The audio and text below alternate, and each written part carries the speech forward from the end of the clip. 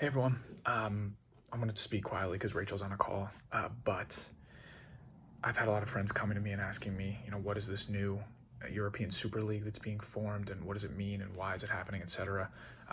And since I absolutely hate to do work at my place of employment, I figured I would just make a video and kind of have some fun explaining it to you guys.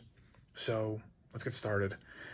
The main thing you need to know to understand what the Super League is and kind of why it's terrible is this. This is the domestic football pyramid. So in each country, there's a pyramid system for football where you kind of work your way up the tiers to try to get to the top league. So in England, the top league is, of course, the Barclays Premier League.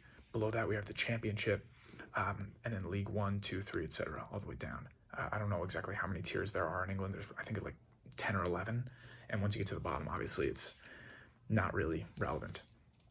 But the nice thing is that you can work your way up in these leagues. So while it's unrealistic to think that a League 3 team could beat a Championship team, an English League 3 team could definitely beat other English League 3 teams. And the idea is you want to kind of rise to the top of your, section of the pyramid so that you can get promoted to the next league. So if you are the best team in English League 3, or at least one of the top 3 or 4, I don't know exactly how many go up and down. I know it's 4 in the Championship and 3 in the Premier League. Let's say it's 5. If you're one of the top 5 in League 3, you can go up to League 2.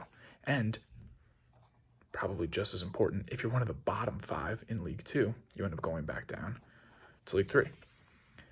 This tiered system kind of gives every team a reason or an incentive to just kind of play their hardest. So if you're an English League 3 team and you're competing pretty well, your incentive is to try to get promoted here because you get a little more resources, you get more advertising money, more fans, more TV rights money for broadcasts of your things.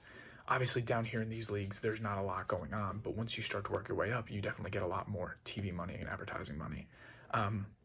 And then just kind of equally as important, like I said, if you're in League 2 and you're playing poorly, you really want to avoid dropping down. So it kind of gives not only an incentive to play your hardest every game, but also every team has a chance to win and eventually kind of rise to the top of the Barclays Premier League. And then at the very top of the Premier League, we have obviously the winners of the Premier League and, a couple other really big clubs kind of always stay in this very top of the pyramid. And that's going to be important in a second here. Worth noting that this is governed by the Football Association, who are the governing body of England. That'll come in handy later. So, let's move on. This is the European setup. So, in the same way that we just looked at the English pyramid, there are pyramids for all the top leagues in the top countries. So, England's top league is the Premier League, Spain's is La Liga. In Italy, you want to work your way up to Serie A. In France, Ligue 1. And then in Germany, it's the Bundesliga. And it's probably also worth noting that there are definitely other countries which have good leagues, like the Dutch league, or there are leagues in Scotland and Ireland, things like that. They all kind of have the same exact tier system with the same exact incentives. At some point, somebody thought, what if we took the very top of each team and we played them together in like a knockout style tournament? So we'll take like the top 4 from England and the top 3 from Spain and blah, blah, blah. We'll throw them together into this. And this is called the Champions League. This is governed by UEFA, which is the European, something. But it's the European governing soccer body. And this is the team, the league that kind of puts on this competition called the Champions League. Obviously, if you get to the top of your respective pyramid and you get into here, you get a lot of money in terms of advertisements. People want to be in the Champions League because it's so fun to watch the best of the best go at it. So this is kind of already its own Super League, where a lot of the money is concentrated in these top clubs or things like that. But there have been complaints recently, especially during the pandemic, that this doesn't really serve the rest of the pyramid. It only serves the very top. There have been concerns that UEFA didn't do enough to protect these giant clubs during the pandemic. There have been a lot of excuses which have been put out by the clubs forming the Super League as to why this doesn't work for them. A lot of it is kind of bullshit, in my opinion. It really doesn't have anything to do with why they formed the club. Why did they form it? We'll get to that right now. So this is the new setup. It's basically going to work in the same way where you're going to take top teams from each country and put them into a super league. So in England, Man City, Chelsea, Manchester United, Liverpool, Tottenham, Arsenal, Barcelona, Real Madrid, Atletico are coming from Spain. Juve, Juventus, AC Milan, and Inter Milan are from Italy. It's worth noting that Paris Saint-Germain, Bayern Munich, and Borussia Dortmund all declined being a part of this new league. So credit to them. Basically, why is this different? Why is this so bad? There are two main reasons why this new Super League is going to be different from the existing Champions League setup. First off, it's going to be governed by the founders. So these clubs, which you see here, are the founders. Manchester City's board, their owners, their people are going to be in charge of a portion of this. They get, therefore, a cut of the profits. They get a lot of power and control over how this goes. Where is advertising money directed? Where is TV broadcasting rights money directed, etc. The same goes for the owners of all the rest of these. So right off the bat, power and money. I mean, I know that sounds cliched or maybe a little too easy of a thing to blame it on, but honestly, 100%, that's what it's about, is making sure that as an owner of Liverpool, you're no longer, reporting to UEFA for your big league. You now own a cut of your big league. But the second and probably even more egregious thing about this new Super League is that the founders will always participate in the competition regardless of where they're at in their domestic league. So what does that mean?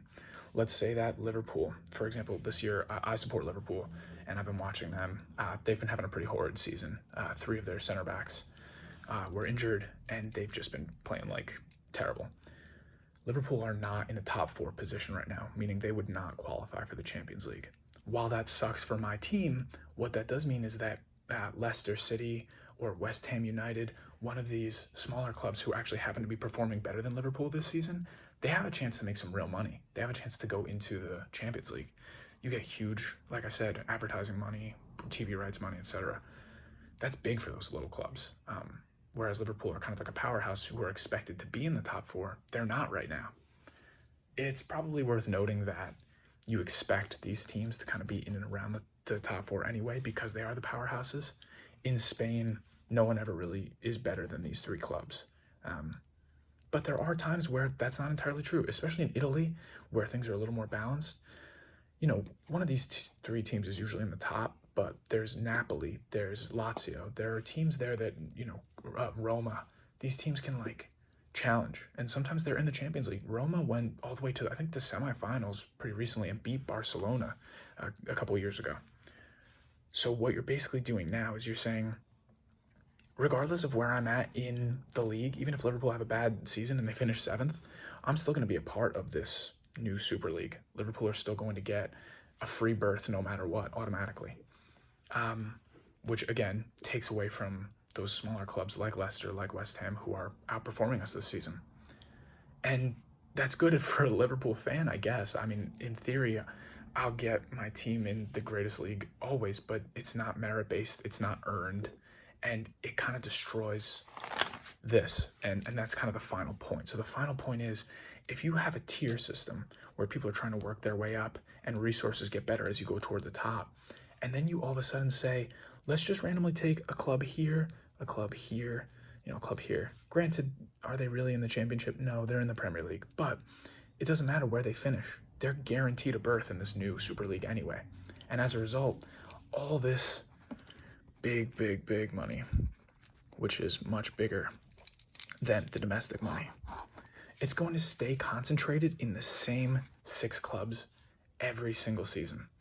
Every single season, Man United, Manchester City, Liverpool, Tottenham, Arsenal, and Chelsea are going to get the money from the Super League, regardless of how they're performing. So what does that do to the rest of this? That basically means that every other team doesn't have a chance.